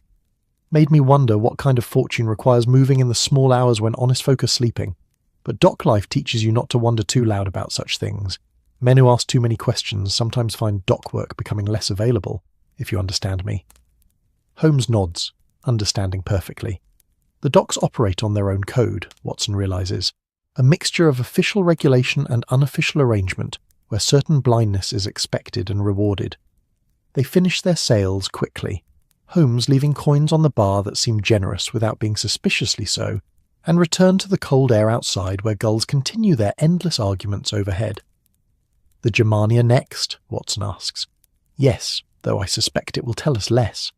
The Neva grows more interesting by the hour." Holmes is walking quickly now, but driving him. A crew member celebrating an unexpected fortune 4 days before the theft, followed by a mysterious delivery 2 nights ago. The timeline aligns too perfectly to be a coincidence. They find the Germania at her berth, a stolid German merchant vessel loading coal with the grim efficiency Watson associates with German engineering. Everything seems routine here. Cargo documented, workers methodical, no sense of urgency or secrecy. Holmes observes for perhaps 20 minutes, occasionally asking questions of workers who answer with the patient tolerance of men interrupted in tasks they'd rather complete. But ultimately they learn nothing that contradicts the ship's manifest or suggests anything more sinister than the usual business of transporting coal to Hamburg. "We can eliminate her, I think," Holmes finally announces, which leaves the Providence already at sea and the Neva, currently loading for departure tomorrow evening. "You're convinced it's the Neva?" "I'm convinced the evidence points that direction, which is different from certainty, but close enough to warrant action." Holmes checks his watch. A gesture Watson has learned means he's calculating timelines and probabilities. The ship sails with tomorrow's evening tide. If the submarine plans are aboard, we have perhaps 30 hours to prove it and arrange their recovery. If they're not, we've wasted time we can't afford on a false lead. Mycroft could have the ship searched. On what grounds? Suspicion based on a dock worker's gossip and a foreman's vague recollection of unusual cargo timing? The Russian embassy would file formal protests, diplomatic incidents would proliferate, and if we're wrong, the actual thief escapes while we're creating international tensions over scientific instruments that turn out to be actual scientific instruments. Holmes shakes his head. "No, we need more evidence before involving official channels. We need to know what's in that crate in the captain's cabin." Watson looks at the Neva, at the crew still loading cargo, at the captain visible on deck overseeing operations with the attentiveness of a man who knows his ship carries something more valuable than manifests declare. "You're proposing we somehow board the ship and examine the crate ourselves." The thought had crossed my mind, yes, though somehow is where matters become delicate. We need access without triggering suspicion. We need to examine the crate without being caught, and we need to do it in a way that preserves evidence should our suspicions prove correct. He smiles slightly. "Just another evening's work, Watson. Surely no more challenging than Afghanistan." "In Afghanistan, people shot at me openly. I find I prefer that to sneaking aboard foreign vessels engaged in possible espionage. Where's your sense of adventure?" "I left it somewhere between the Khyber Pass and Baker Street, but I suppose you'll go regardless of whether I accompany you." "Undoubtedly, though I'd prefer company. You have a steadying influence, Watson, and your revolver is occasionally useful in situations that become unexpectedly complicated." Watson sighs, but it's the sigh of a man who's already made his decision and is simply acknowledging reality. "Tonight then. Tonight, after dark but before the crew settles for evening. We'll need Lestrade as well. If we find what I expect to find, official police presence will be necessary to prevent the ship's departure and arrest whoever delivered the stolen plans. I'll send word this afternoon." They leave the docks as afternoon settles toward evening, the light taking on that golden quality that briefly makes even industrial landscapes beautiful. The journey back to Baker Street passes in relative silence, both men occupied with thoughts of what the night might bring. Success or failure, recovery of critical secrets or wasted effort, simple investigation or something that spirals into complexity and danger. And on the Thames behind them, the Neva continues loading her cargo, preparing for a voyage that may never happen, carrying secrets that generations of British naval engineering have laboured to develop, secrets that Holmes is determined to reclaim before they slip beyond reach on tomorrow's tide. The game, Watson thinks, is approaching its climax, whether they're ready or not. The afternoon light filters through Baker Street's windows with the tired quality of something nearing the end of its shift, casting long shadows across the sitting room where Holmes paces like a caged predator contemplating escape routes. Watson watches from his chair, recognizing this particular mood. His friend is working through the final calculations before action, testing his theory from every angle, searching for the flaw that might send them chasing phantoms while the real thief escapes through some overlooked exit. The telegram to Lestrade went out an hour ago, summoning him to Baker Street with the urgency that Holmes reserves for cases where official authority will be required, yet discretion remains paramount. Watson has checked his service revolver. Cleaned, loaded, returned to the pocket of his coat where it sits with reassuring weight. He's been in enough tight situations with Holmes to know that planning only carries one so far before improvisation becomes necessary, and improvisation with armed criminals tends to benefit from being armed oneself. "You're certain about this," Watson says, not quite a question. "I'm certain the evidence points toward the Neva with sufficient strength to warrant investigation. Whether that certainty translates to finding stolen submarine plans in the captain's cabin remains to be proven." Holmes stops his pacing, turns to face Watson directly. "But consider the alternative. We do nothing, The ship sails tomorrow evening, and if we're right, Britain's naval advantages disappear into St. Petersburg, where Russian engineers will study them, replicate them, and within 2 years the Tsar's submarine fleet will match our own. Mycroft wasn't exaggerating the stakes. And if we're wrong, if we board that ship and find nothing but actual scientific instruments, then we apologise to Captain Volkov for the inconvenience, face diplomatic consequences that Mycroft will undoubtedly make unpleasant, and return to our manifest to determine which ship we should have been investigating instead. Holmes resumes pacing, hands clasped, behind his back. But I don't believe we're wrong. The pattern fits too precisely. The theft's timing, the crew member's celebration, the midnight delivery, the captain's personal supervision of cargo that ordinarily would be handled by subordinates. Each element individually might be explained away, but collectively they form a picture that strongly suggests the Neva carries more than her manifest declares. A knock at the door interrupts, followed by Mrs. Hudson's voice announcing Inspector Lestrade.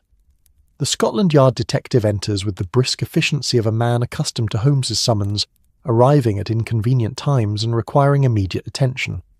Lestrade is compact, energetic, with sharp eyes that miss less than his sometimes bumbling manner suggests.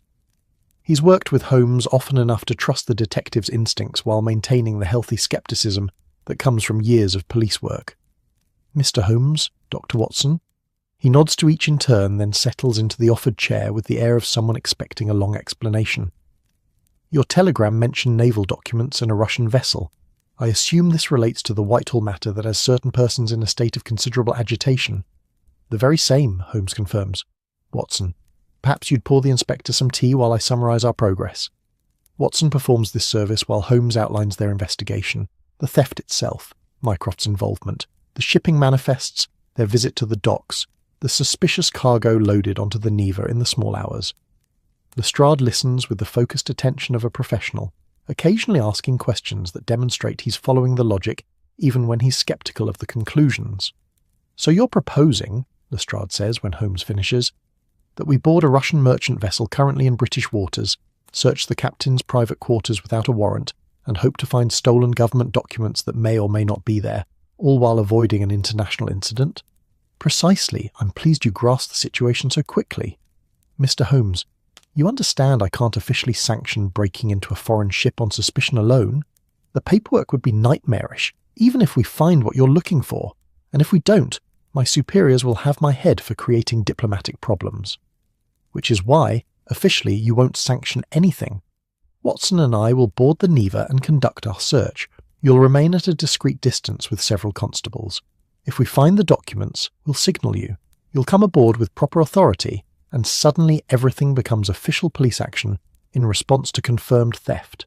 If we find nothing, we slip away quietly, you never officially knew we were there, and life continues with no one the wiser." Lestrade considers this, his expression suggesting he's calculating which option carries more risk to his career. "And if you're caught before finding anything? If the ship's crew discovers you and decides to handle matters themselves rather than involving authorities?"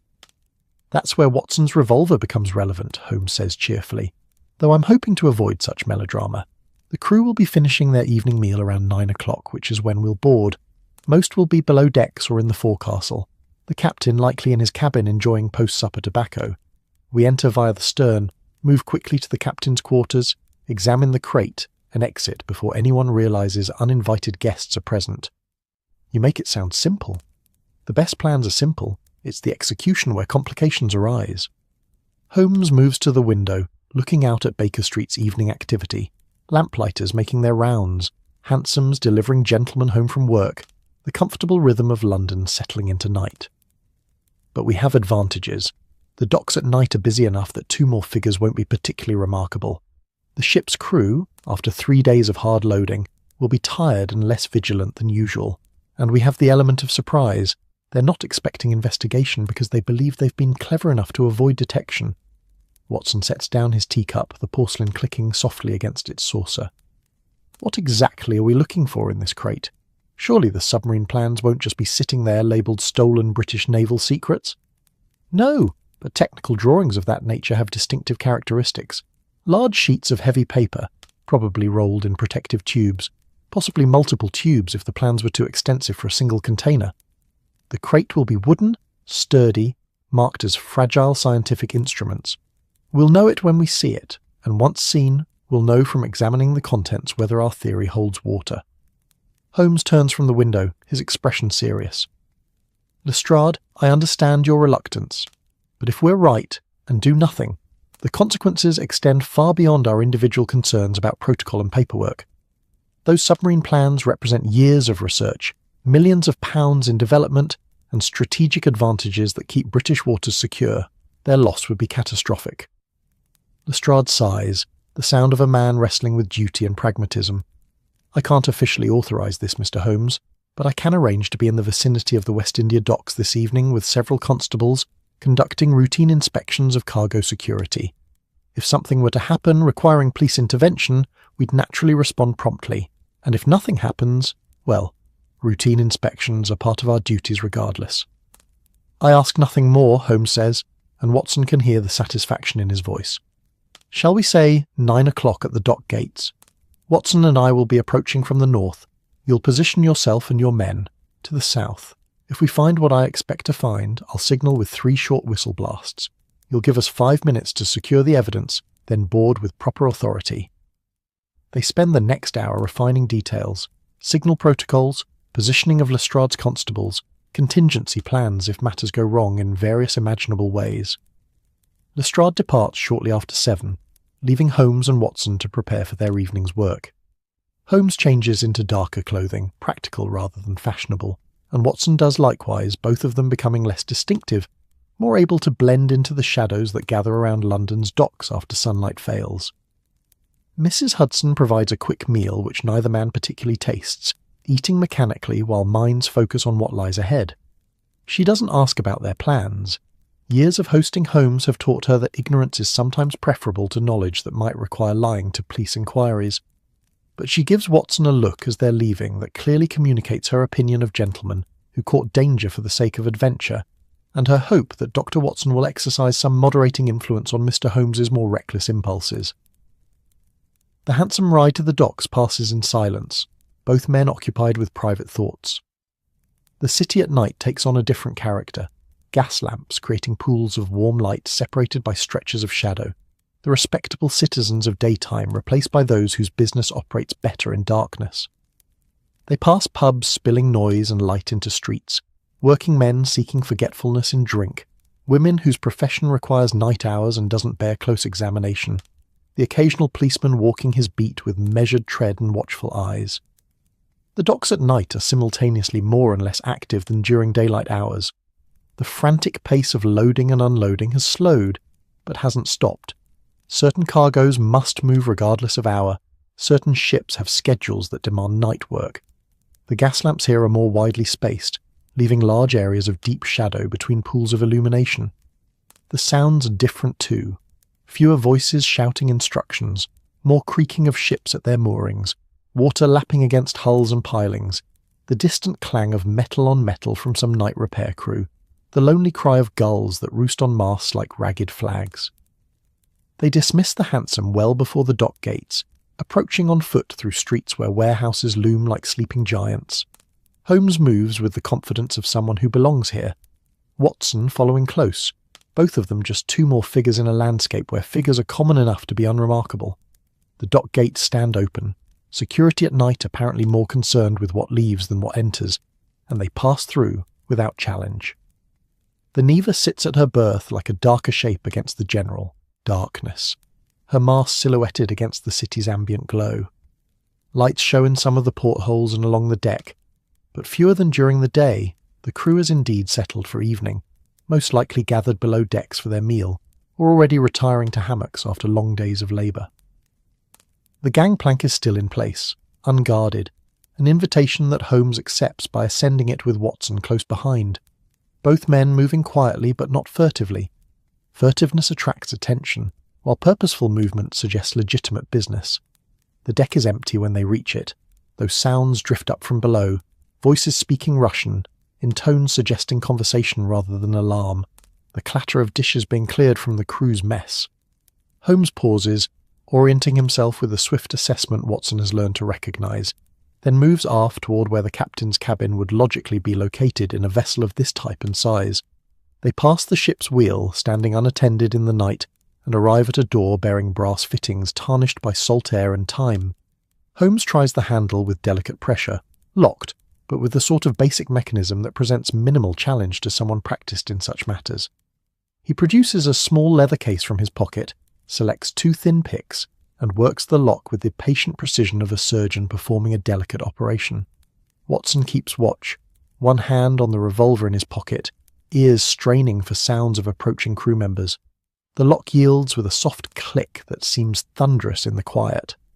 Holmes replaces his picks, eases the door open just wide enough for them to slip through, and they enter the captain's cabin, closing the door behind them with the softest sound of wood meeting wood. Inside, the cabin smells of tobacco, salt air, and the peculiar mustiness of quarters long occupied. Holmes produces a small dark lantern from his coat, opening the shutter just enough to provide illumination, while minimizing the risk of light being visible from outside. The narrow beam reveals a space that's more functional than comfortable. A bunk built into the wall, a desk bolted to the floor covered with charts and logs, a small stove for warmth, storage lockers, and there, against the far wall, a wooden crate approximately 4 feet long, 18 inches wide and deep, marked with stenciled lettering in Russian and English. Scientific instruments, fragile, handle with care. Holmes moves to it immediately, examining the crate's construction with his hands more than his eyes, fingers tracing edges and joints. Recently sealed, he murmurs. The nails are new, driven within the last few days. And here, do you see, Watson? The wood around the lid shows scratches suggesting it was opened and resealed, possibly to verify contents before final closure.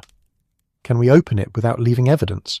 Not easily, but I believe the circumstances warrant some damage to property in pursuit of recovering national secrets. Holmes produces a small pry bar. Watson has long since ceased being surprised by what his friend carries in his pockets, and begins working at the crate's lid with careful force, trying to minimize noise while applying enough leverage to overcome the nail's grip. The wood creaks softly, protests with small squeals, but gradually yields. Holmes lifts away the lid, sets it aside, and directs the lantern's beam into the crate's interior. Watson leans close, peering over his friend's shoulder at what's revealed.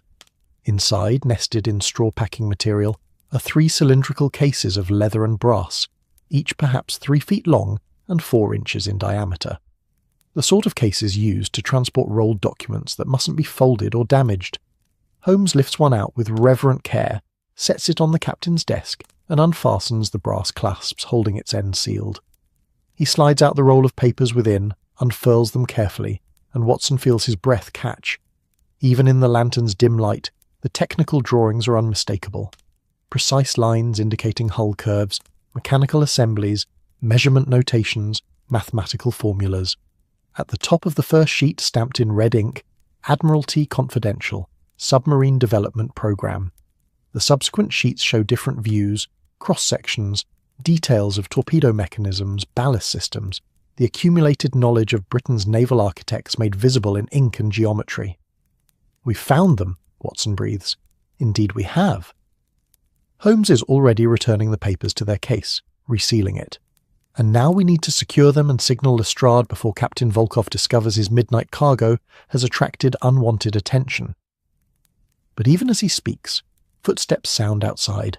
Heavy boots on a wooden deck, approaching the cabin door with purpose rather than chance. A voice calls out in Russian, questioning, and the door handle begins to turn.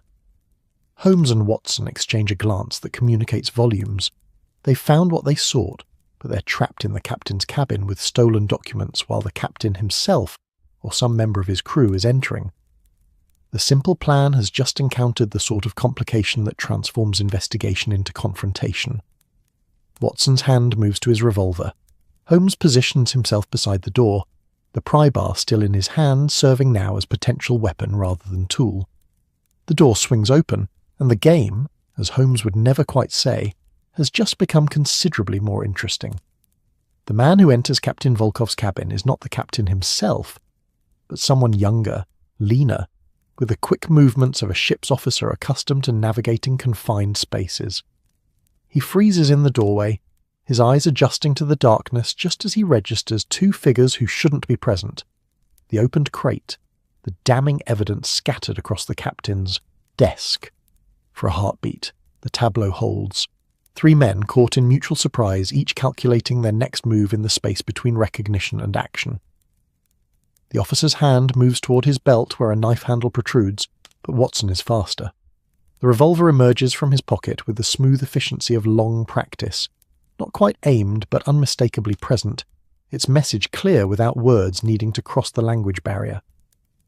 The officer's hand stops midway to the weapon, hovering in the uncertain space between aggression and surrender. "Easy now," Watson says quietly, his voice carrying the calm authority of a man who has held weapons in tenser circumstances than this. "No need for anyone to do something we'll all regret. Holmes?" Holmes steps forward from beside the door, the pry bar lowered but not discarded. "Do you speak English?" he asks the officer, whose expression suggests he understands at least the question, if not the full implications of his situation. "Some English, yes." The accent is thick, each word carefully formed. "You are thieves? You steal from a Russian ship?" "Quite the opposite, actually. We're recovering what was stolen from Britain and delivered to your captain 2 nights ago. Those documents in the crate belong to Her Majesty's government, and their presence aboard this vessel constitutes theft, smuggling, and espionage." Holmes's tone is conversational, almost pleasant, as though discussing the weather rather than crimes that could trigger diplomatic incidents. "I'm Sherlock Holmes, consulting detective. This is Dr. Watson. And you are?" The officer's eyes flick between them, calculating odds, considering options. "I am Dmitri Petrov, first mate of Neva. You make accusations without proof, without authority. This is a Russian ship, Russian territory. You have no right. We have every right to recover stolen property regardless of where it's currently located. As for proof..." Holmes gestures to the opened crate, the cylindrical cases clearly visible. "I suspect examination of those documents will demonstrate quite conclusively that they originated in Whitehall rather than any Russian scientific institution. The question now, Mr. Petrov, is whether you were complicit in their theft or merely an unwitting participant in your captain's criminal enterprise." Petrov's jaw tightens, and Watson sees emotions warring in his expression. Anger, fear, calculation, and something that might be shame. The first mate's shoulders sag slightly, the fight draining from his posture in that way Watson has seen before in men who realize the game is lost before it properly begins. "I am not a thief," Petrov says quietly, his accent making the words heavier somehow. "Captain Volkov, he tells us we carry important cargo, scientific instruments from British sellers. Good money for transport, extra shares for crew. We think it is smuggling, perhaps, avoiding customs fees, but not..." He gestures helplessly at the documents. "Not this. Not government secrets. I swear on my mother's grave I did not know." Holmes studies him with those sharp eyes that seem to see past words to the truth beneath. "I believe you, Mr. Petrov, which means you're in a position to help us apprehend the actual culprits. Where is Captain Volkov currently?" "Ashore, meeting with the man who brought the cargo. They have business to conclude before we sail tomorrow evening." Petrov glances toward the porthole as though expecting his captain to materialize from the darkness outside. They meet at a warehouse near the docks, Old Tea Warehouse, number 47. The man, who is British, speaks Russian very well. Volkov calls him the Colonel, but I do not think this is real military rank. The Colonel. Holmes exchanges a glance with Watson that communicates volumes. A middleman, then, someone coordinating between the actual thief within Whitehall and the foreign buyers. Someone with military bearing or background, Russian language skills, connections in both legitimate and criminal worlds. The web of conspiracy suddenly expands, revealing layers they hadn't fully anticipated. "What time is this meeting?" Watson asks, keeping his revolver steady but lowered slightly now that Petrov seems cooperative rather than threatening. 9 o'clock, perhaps 9:30. Captain left 1 hour ago. Petrov looks at the crate, at the documents that represent more trouble than he'd bargained for when he signed aboard a merchant vessel seeking honest wages. "What happens now? To me? To my crew? We are not spies, just sailors trying to make a living." "That depends largely on your continued cooperation," Holmes says. "We need you to remain here, quietly, while we signal the police and arrange for the ship to be secured. Your crew will be questioned, but if they're innocent of knowing participation in espionage, as you claim, they'll ultimately be released. You and Captain Volkov, however, will face more serious scrutiny regarding what you knew and when you knew it. I will tell you everything I know. Captain, he keeps secrets from the crew, makes private arrangements. We load cargo. We sail where told. We do not ask questions that might cost us positions. Petrov's voice carries the resignation of a man caught in circumstances beyond his control or intention. This colonel, he frightens me. Cold eyes, speak softly, but you feel danger beneath. Not like British gentlemen I have known. More like men from my country who work for Okrana, the Tsar's secret police. Men who smile while planning your arrest. Holmes's expression sharpens. The Okrana. Now that is interesting. You're suggesting this colonel might be Russian intelligence operating in London? I suggest nothing. I observe only. But yes, this is the impression he gives. Watson feels the situation's complexity expanding like ripples from a stone dropped in still water. What began as simple document theft has revealed connections to Russian intelligence services, suggesting this wasn't merely criminal opportunism, but organised espionage at governmental levels. The implications make his head spin. If the Okrana is directly involved, this represents not just theft, but active intelligence operations by a foreign power on British soil. We need to reach that warehouse, Holmes says, already moving. Watson, signal Lestrade while I secure these documents. Mr. Petrov, you'll remain here with one of the inspector's constables until matters are resolved. Try to flee or warn your captain, and your cooperation will be viewed very differently by the courts. Petrov nods miserably, settling onto the captain's bunk with the defeated posture of a man who's watched his uncomplicated life become suddenly very complicated indeed. Watson steps onto the deck, producing the whistle from his pocket and delivering 3 sharp blasts that cut through the night air like auditory knife strokes. The sound carries across the water, echoing off warehouse walls, and within moments Watson sees movement near the dock gates. Lestrade and his constables emerging from shadows, where they'd positioned themselves, moving quickly toward the Neva's berth. Holmes emerges from the cabin carrying one of the document cases, his expression grim. The other 2 cases remain in the crate as evidence. These, he pats the leather cylinder, I'll carry personally, too valuable to risk further mishaps. Lestrade arrives aboard at the head of 4 uniformed constables, his face flushed from hurrying but his manner all business. You found them then? The submarine plans? Found them and more. Turns out our case has connections to Russian intelligence services and involves a meeting happening right now at Warehouse 47. We need to move immediately if we hope to catch both the ship's captain and the British traitor who's been selling our secrets. Warehouse 47. I know it. Abandoned tea storage, been empty for months. Lestrade's eyes gleam with the particular satisfaction of a policeman closing a significant case. We'll need more men for a proper arrest. Can't risk them escaping if they're spooked. Then send a constable to gather reinforcements while we proceed with what we have. Every minute we delay increases the chance they'll conclude their business and disperse. Holmes is already moving toward the gangplank, Watson and Lestrade following. Behind them, the constables secure the ship, one remaining to guard Petrov while others begin rounding up the confused crew to explain their situation. The warehouse district at night is a landscape of shadows and silence, the massive buildings standing like monuments to commerce temporarily suspended. Warehouse 47 distinguishes itself from its neighbours only by deeper darkness. No lights show in any windows, no sounds emerge from within. It sits between 2 larger structures, a narrow building 3 stories tall with loading doors at ground level, and hoists jutting from upper floors for lifting cargo. Holmes approaches cautiously, Watson and Lestrade flanking him, moving through shadows that seem to thicken as they leave the sparse gas lamps behind.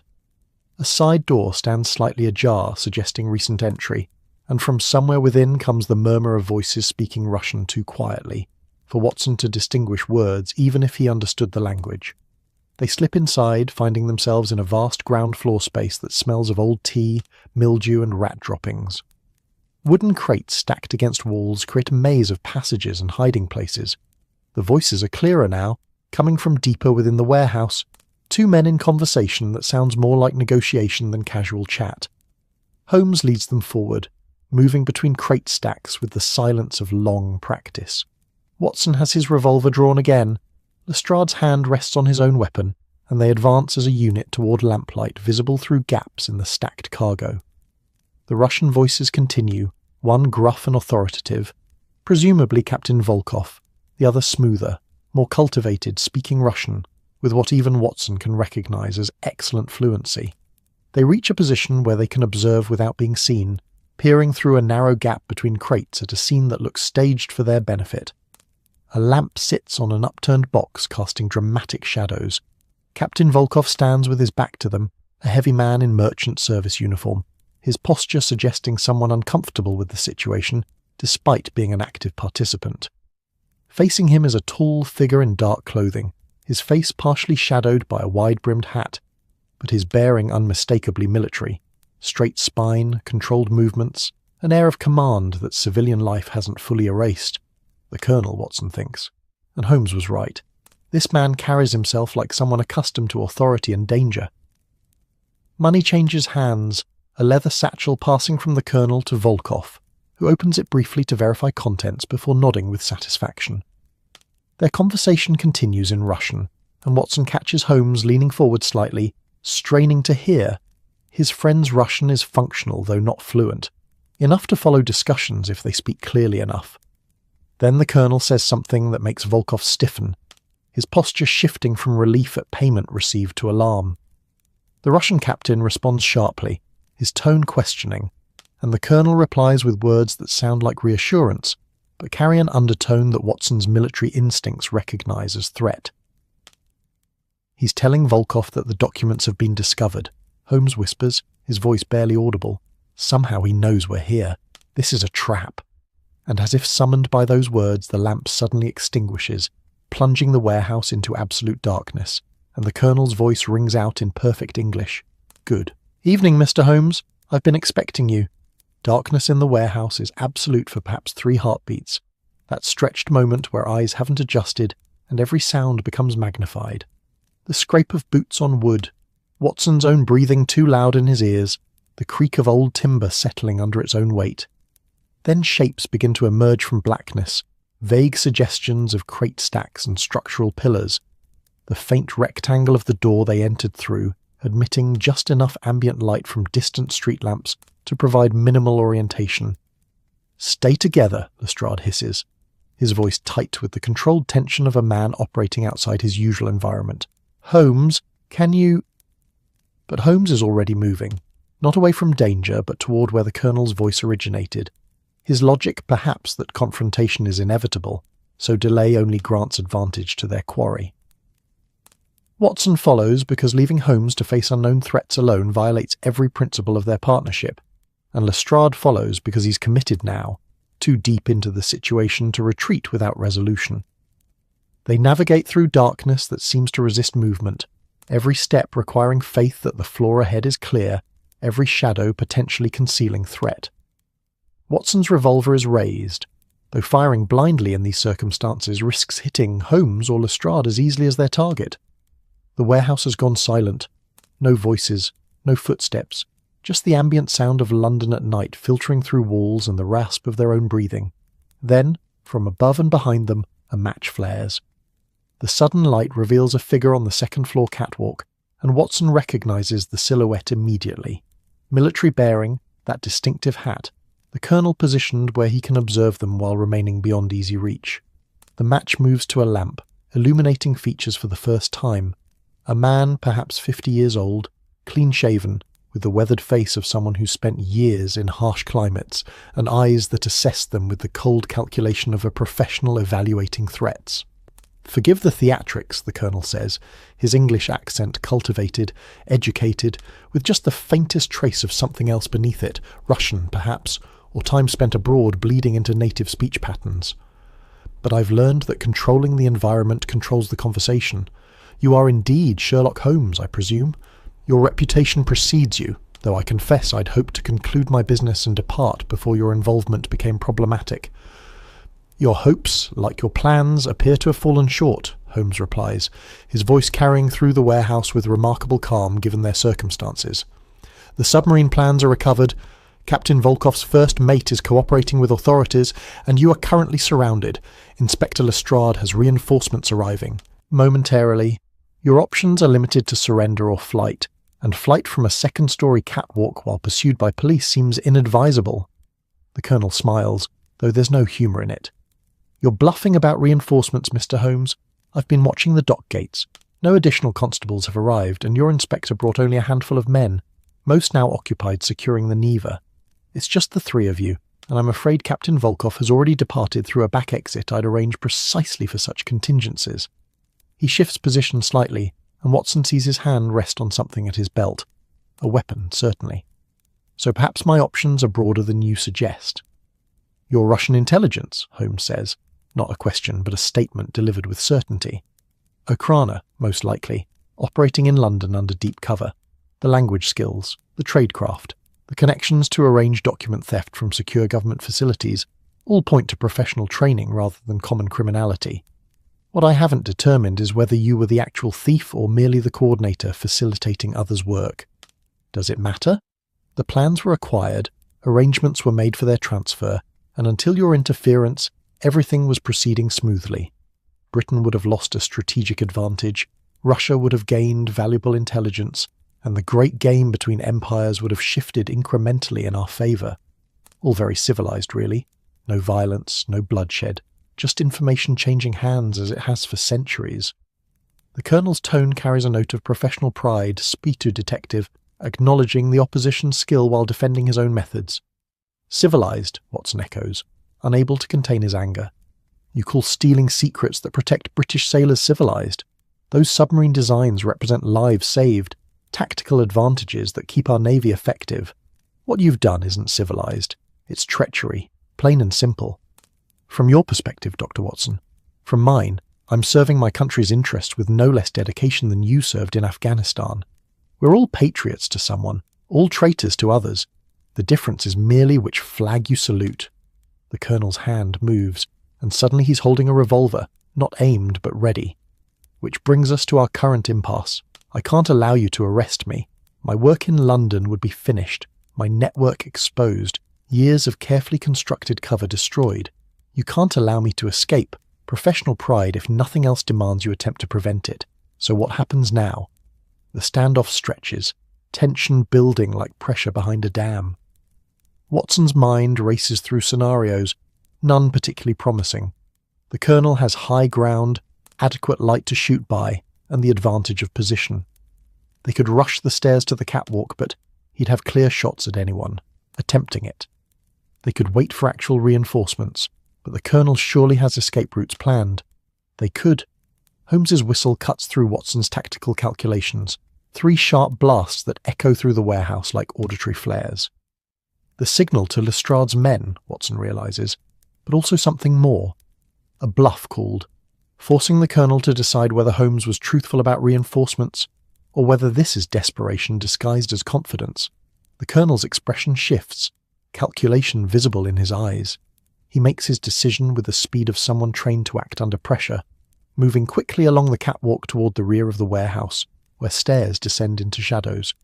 Watson fires once, aiming high to avoid killing a man who might yet be captured, and the bullet spangs off metal railing near the Colonel's position, but doesn't slow his retreat. "After him," Lestrade shouts, unnecessarily since Holmes and Watson are already moving, navigating the ground floor maze while above them the Colonel's boots thunder on metal catwalk. They reach the rear stairs just as the Colonel descends, taking steps 3 at a time with the reckless speed of someone fleeing certain capture. The back door bursts open, admitting cold night air and revealing an alley beyond. The Colonel plunges through with Watson and Holmes close behind, emerging into a narrow passage between warehouses where the darkness is nearly absolute.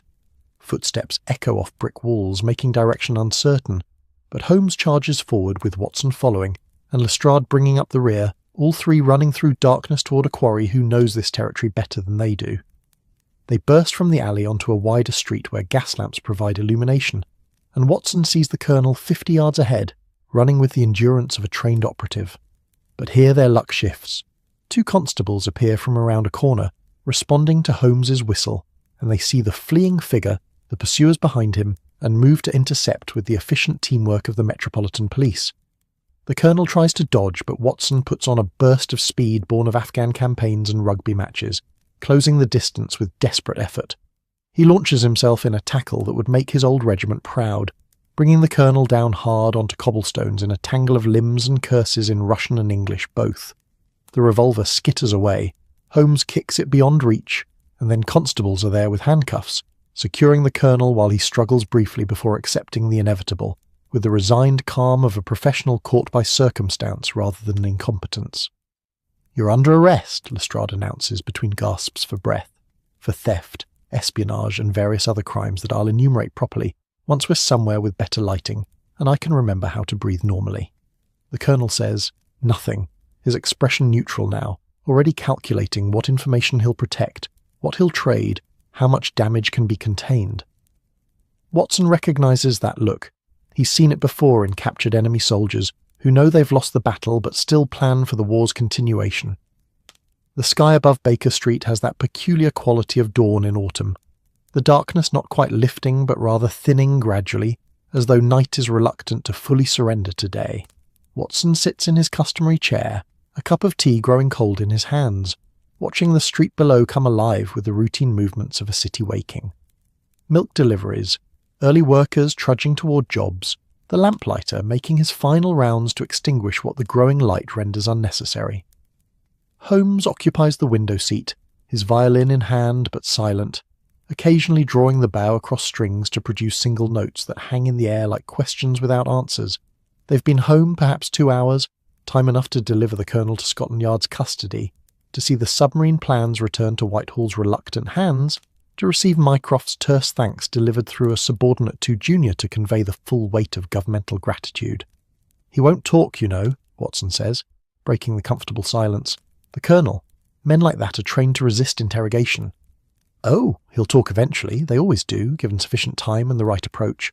But you're correct that whatever he reveals will be carefully curated, enough to appear cooperative without exposing critical networks or operations." Holmes sets down the violin, stretches his long frame. The Okrana will already be moving to protect whatever assets his capture might compromise.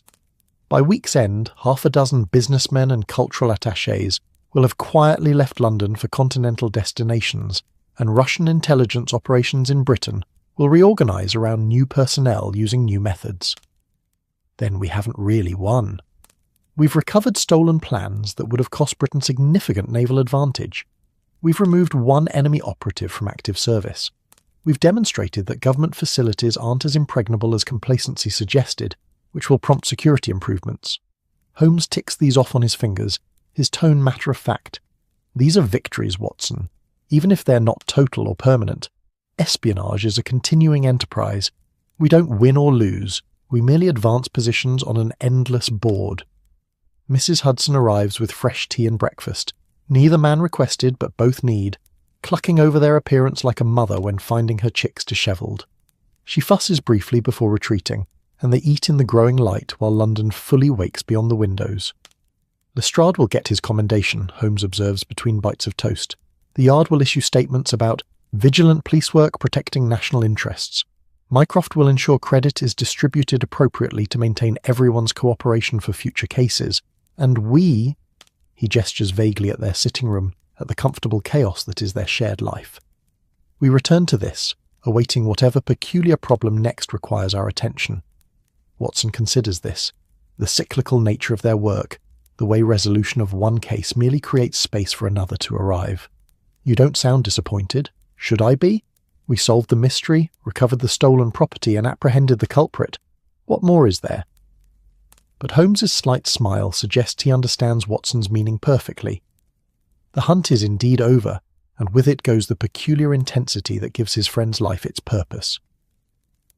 They finish breakfast as full morning arrives, washing Baker Street in autumn light that makes even the coal smoke seem less oppressive.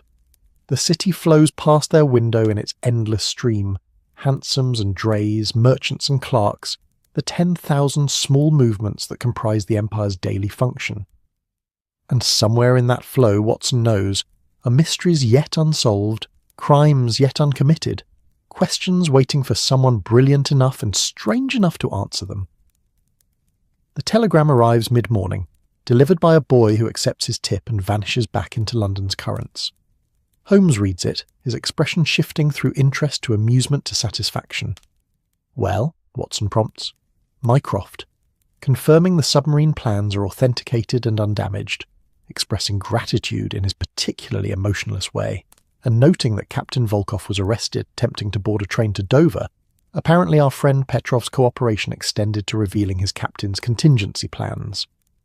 Holmes sets the telegram aside, returns to his violin. So all loose ends are tied, all accounts settled. The adventure of the stolen submarine plans concludes with Britain's naval advantages intact and her enemies thwarted. Until next time. Until next time, Holmes agrees, and draws his bow across strings, filling their sitting room with music that speaks of completion and anticipation, both, of cases concluded and mysteries yet waiting in London's fog-wrapped streets. Outside, the city continues its ancient dance, secrets and scandals and small tragedies unfolding in 10,000 rooms, while in Baker Street 2 men sit in companionable silence, ready for whatever strange tale comes knocking at their door. The game, as always, will continue, and they'll be waiting when it does. That's our story tonight. Are you drifting off beneath the silver glow of London, the ocean breeze of Zanzibar, the warm lights of Barcelona, or the quiet charm of Kyoto? If this tale brought you peace, like the episode, and subscribe for more nights like this. Let the night surround you, let your dreams drift softly into the stars. Sleep gently. Now, wherever you are in this wide and wondrous world,